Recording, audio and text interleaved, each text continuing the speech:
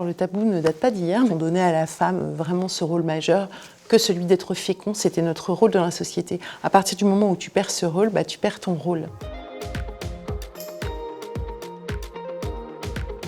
Bonjour, je suis Sophie Kuhn, je suis la créatrice du compte Ménopause Stories et également l'autrice du livre Game is not over aux éditions Marabout. Chaque jour, je réponds à des milliers de femmes sur mon compte et aujourd'hui, j'ai le plaisir de converser avec Raphaël. Bonjour Raphaël. Bonjour Sophie. Alors la ménopause pour toi? Alors moi j'ai déjà pas mal de troubles du sommeil. J'ai des bouffées de chaleur la nuit. Le premier signe, c'est vraiment quand tu te rends compte que tes cycles commencent à devenir irréguliers. Évidemment très connus les bouffées de chaleur, moins connus les troubles anxieux, insomnie, troubles de l'humeur. Tu peux avoir aussi des troubles articulaires.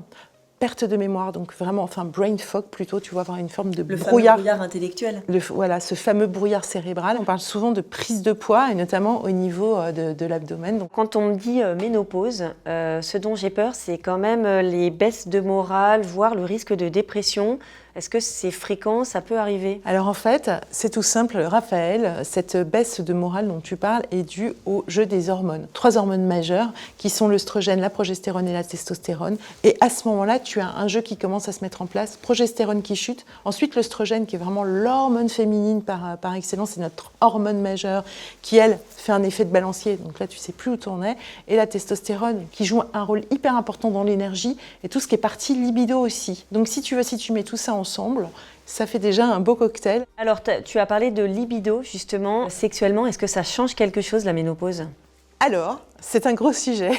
Tu as l'aspect effectivement de la zone intime, où là, effectivement, tu peux avoir la sécheresse, une atrophie, etc. Et aussi un orgasme qui va être plus long. Donc à partir de là, oui, je dirais techniquement, il y a des changements. La libido peut se retrouver impactée. Pour ça aussi, il y a des solutions. Si ces premiers signes commencent à m'arriver, qu'est-ce que je peux faire?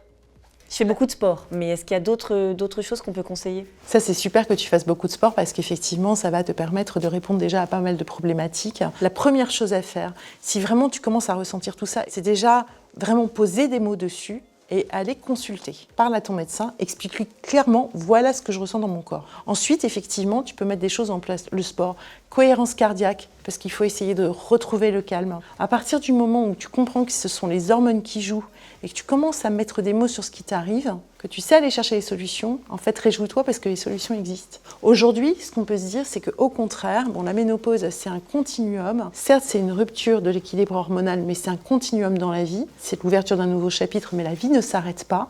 L'idéal, c'est vraiment d'embrasser cette période pour pouvoir la comprendre, mettre les solutions en place et vivre ta vie exactement avec toutes les belles surprises qui vont t'arriver. Merci Sophie. Avec plaisir, Raphaël.